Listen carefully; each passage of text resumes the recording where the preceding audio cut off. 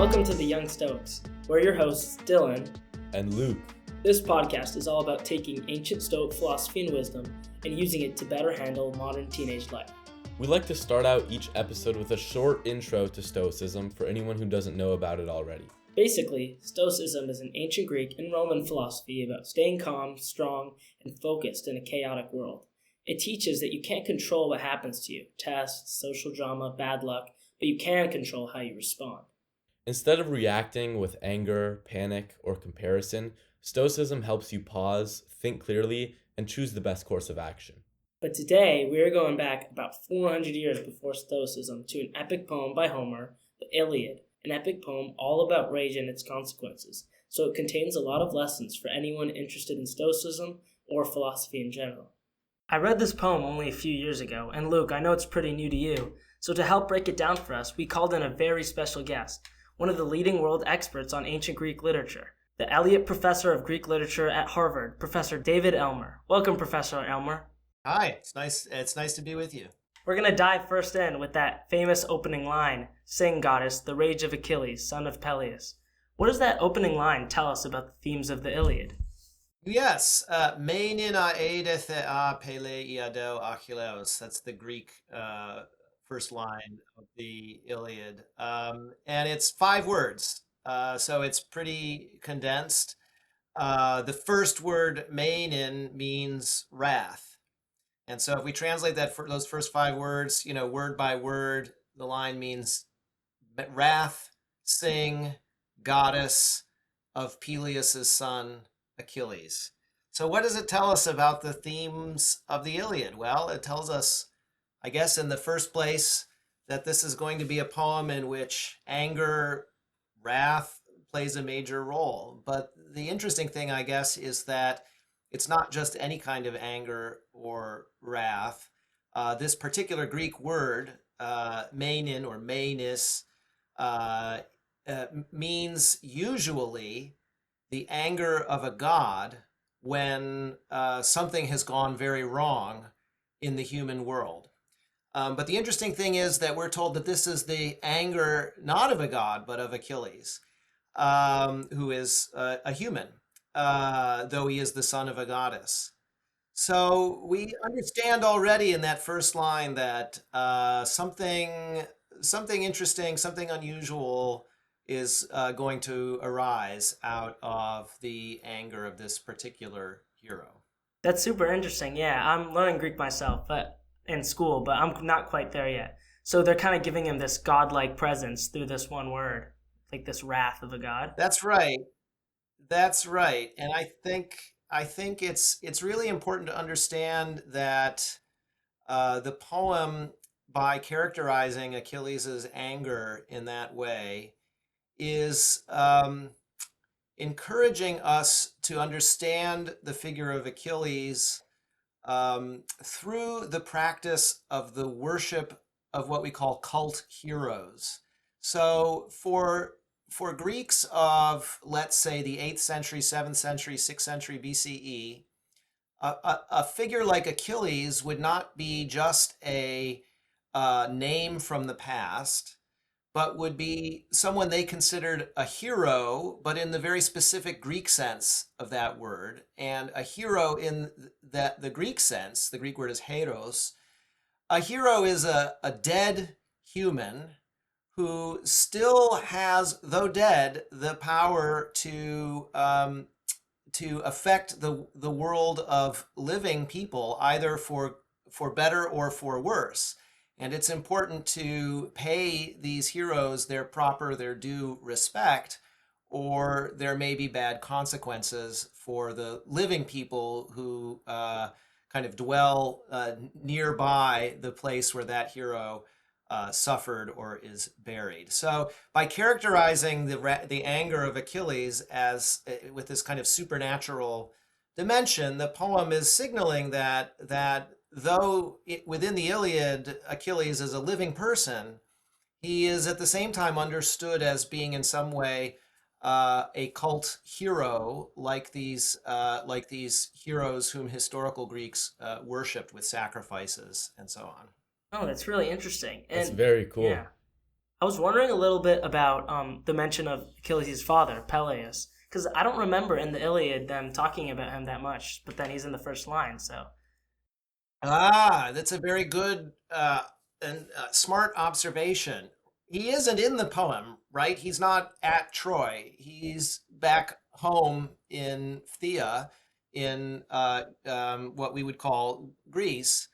But he actually plays a hugely important role in the poem because the final resolution of all of the tragic events that the poem recounts at the end in book 24 of the Iliad, the last book, um, happens in a way because of Peleus. So in this resolving scene, the Trojan king Priam comes to visit Achilles in his tent and to plead with Achilles to give back the corpse of Priam's son Hector.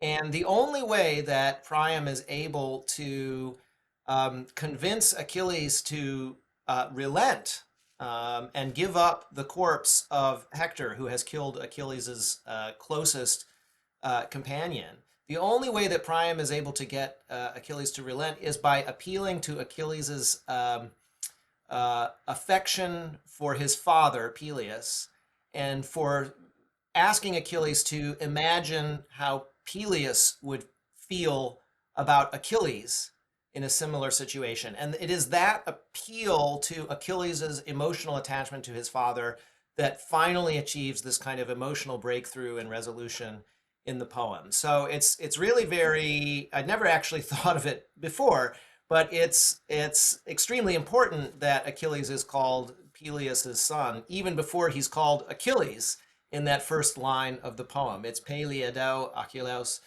Peleus' son, Achilles. Wow, yeah, so they set him up. That's really cool.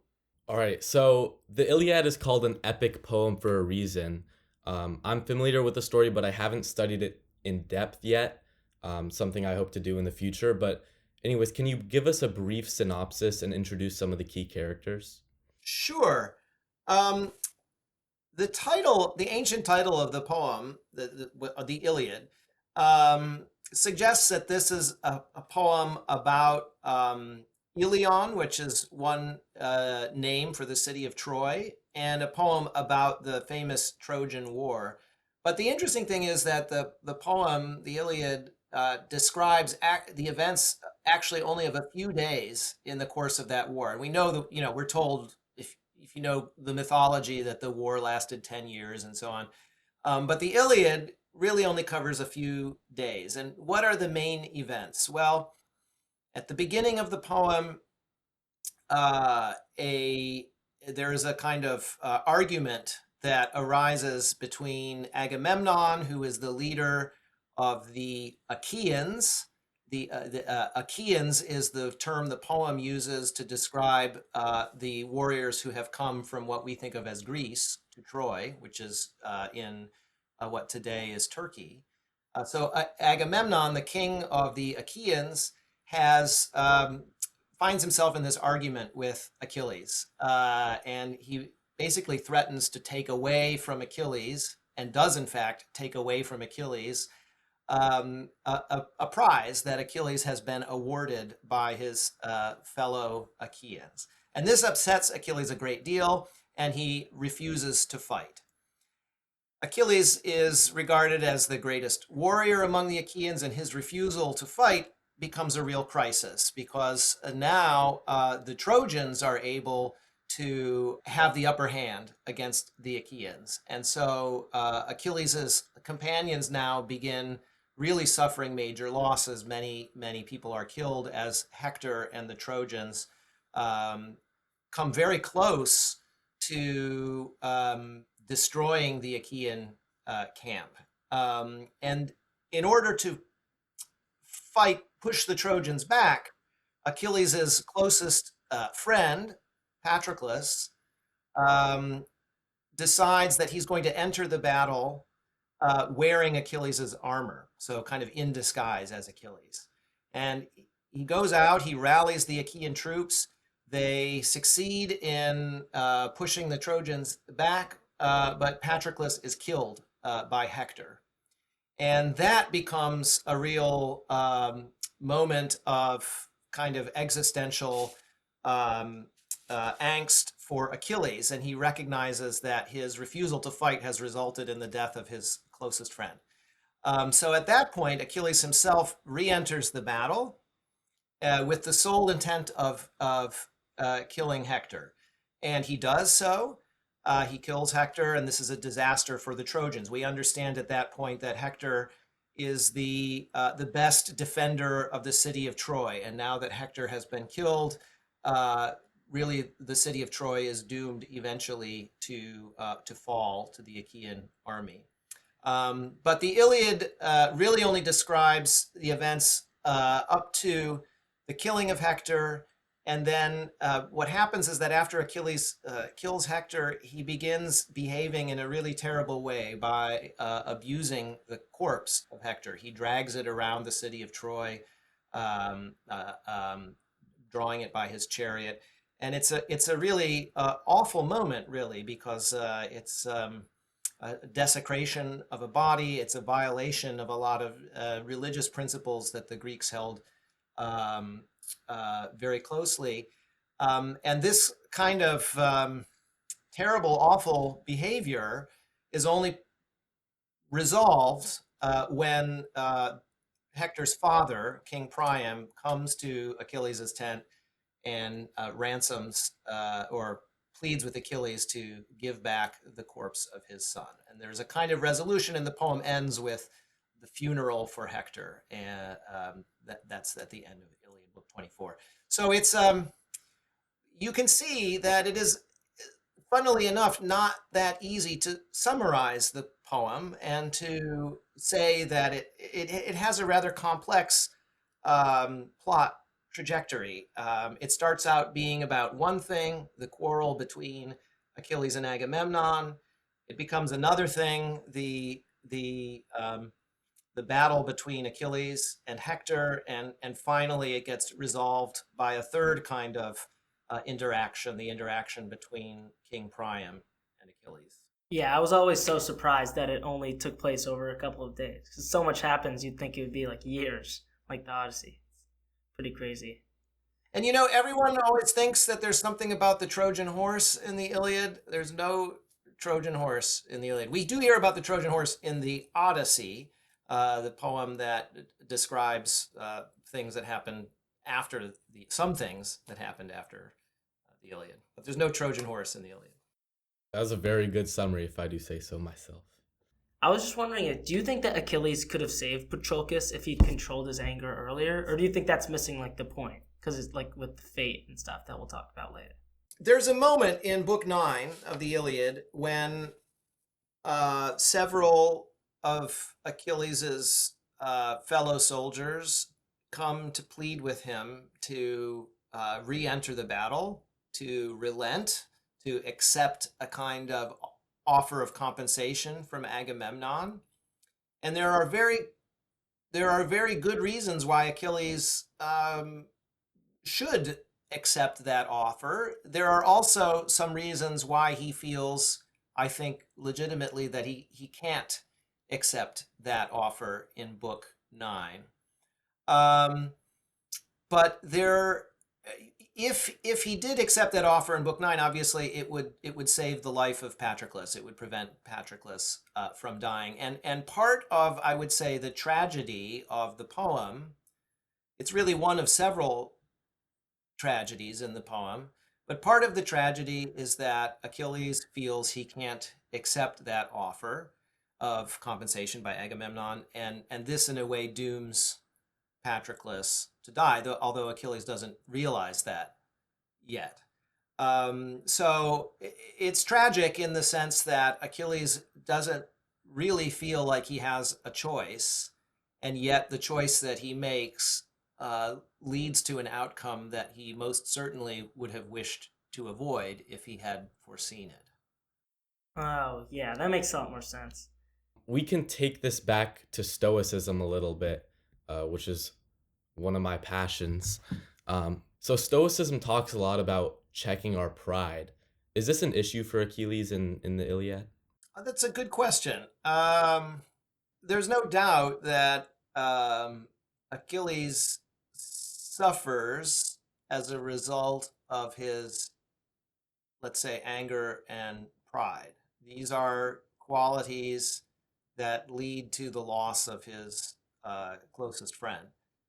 Um, I'm not certain that the poem, let's say, wishes us to see, to draw the conclusion that Achilles should have behaved otherwise.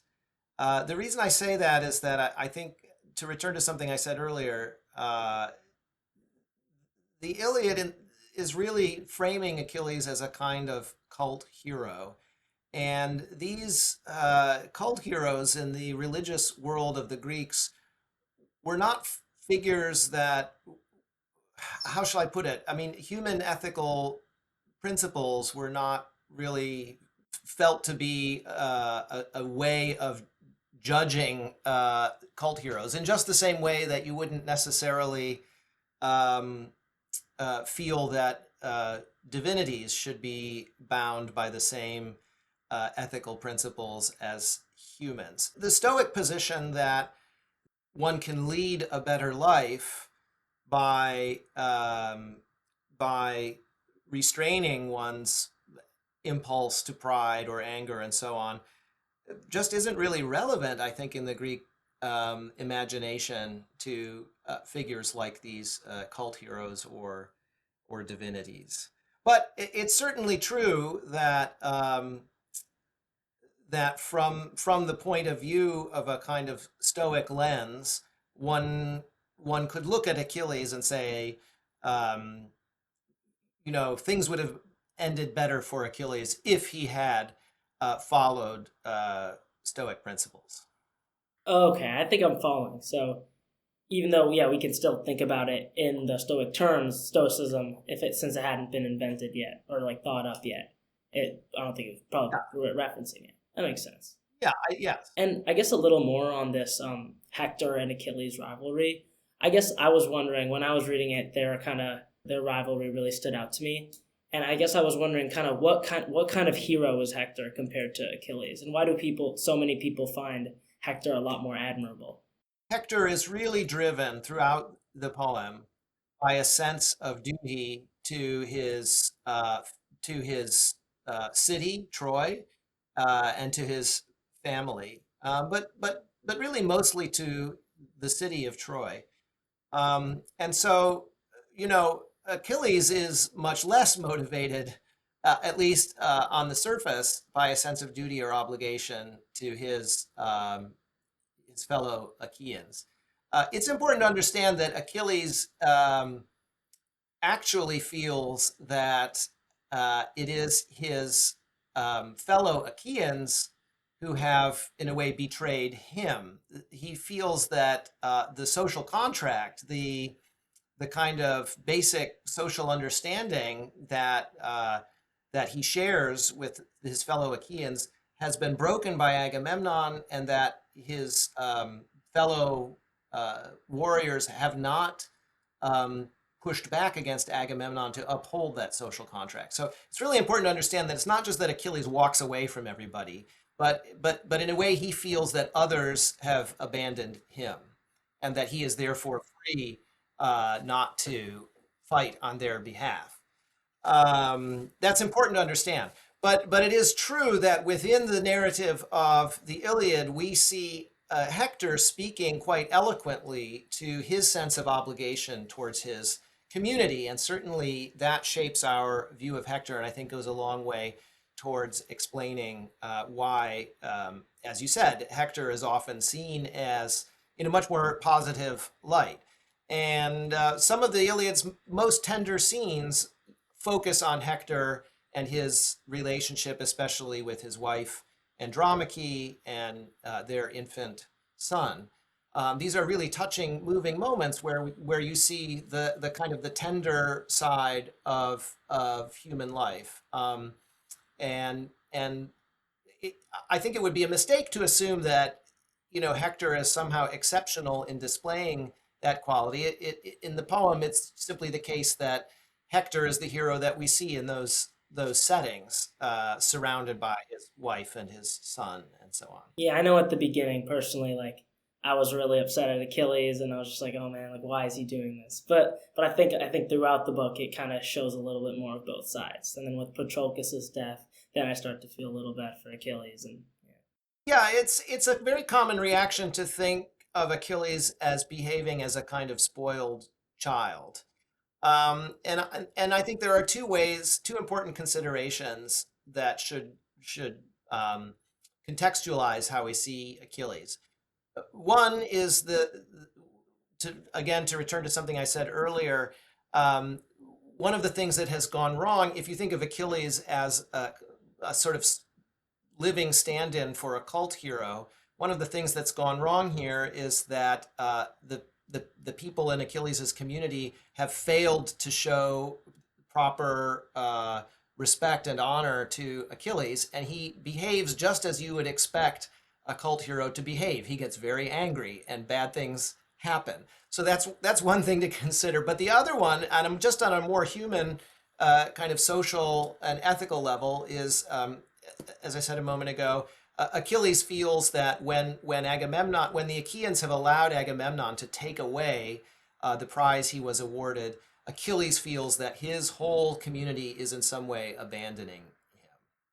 So I think that helps a little bit to understand why Achilles behaves the way he does. Although I'm not making excuses for Achilles. yeah, for sure. Thank you.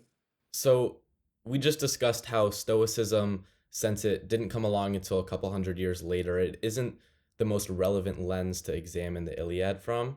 So even if Stoicism isn't super relevant to the Iliad, are there other lessons that we can take away and apply to modern life? To me, the most important lesson, I think, to be drawn from the Iliad, which is more of an ethical lesson than a philosophical lesson, has to do with the importance of empathy and the importance of trying to imagine yourself in the situation of someone else, even your worst enemy, and by that means recovering or cultivating an ability to put conflict within a larger kind of frame of human experience. So this is the lesson that I think comes out of this final encounter between Achilles and Priam at the end of the poem. Achilles starts from a position of regarding Priam as a representative of his worst enemy, the father of the man who has killed his closest friend. But in the course of this exchange, in which Priam asks Achilles to kind of view Priam through the lens of Achilles' father, he's asking really Achilles to engage in a kind of imaginative empathy, to understand what Priam's point of view is. And in that way, these two terrible enemies are able to come to a kind of temporary, at least, reconciliation. And I think that's if I had to say what is the lesson of the Iliad, there are probably a few others I would add to the list, but I think that may be the greatest one. Empathy for your enemy. I really like that. I think also teenagers, that can also be really helpful. Just remembering to have empathy, even for people you don't like. Yeah, it's not easy to do, and but it's important.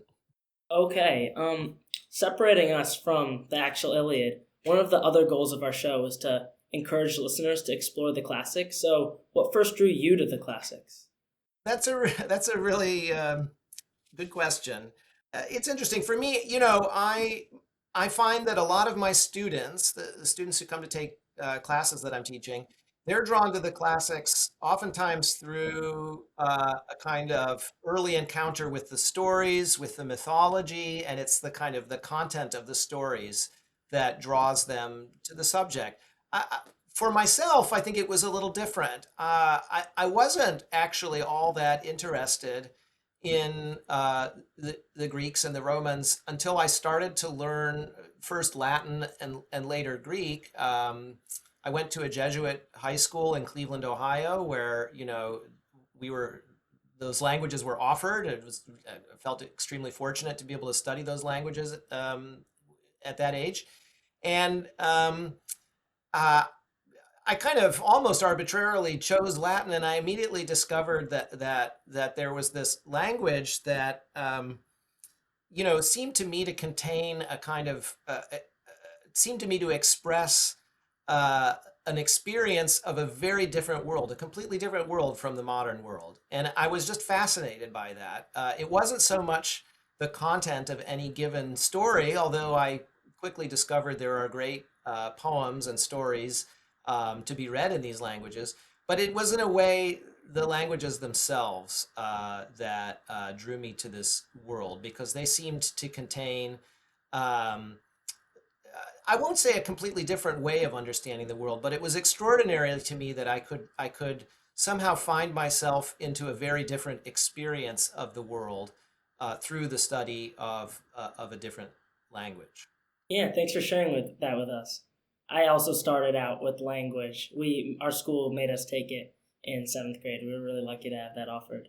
Yeah, I mean, it's a really wonderful experience, I think. Yeah, I think it's important to note that a lot of these lessons get lost in translation throughout time. That is kind of what's beautiful about the classics, especially.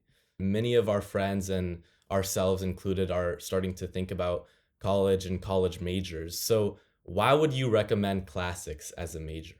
I guess I would probably start from my own experience, um, and just say that I think the opportunity to study this culture and language and these languages that contain really profound reflections on the human experience, but reflections that are rooted in a very different historical moment.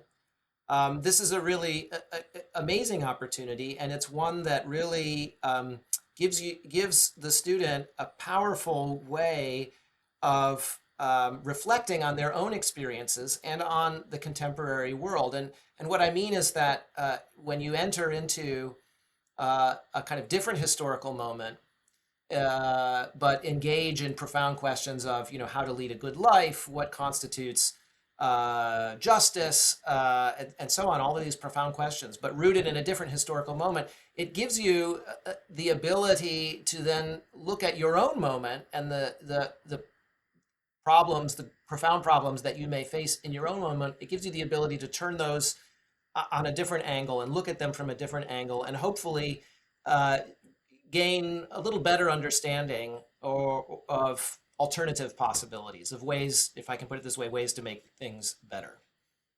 Thank you. Yeah. Very cool. Thank you. We have one more question, and it's about the new Odyssey movie.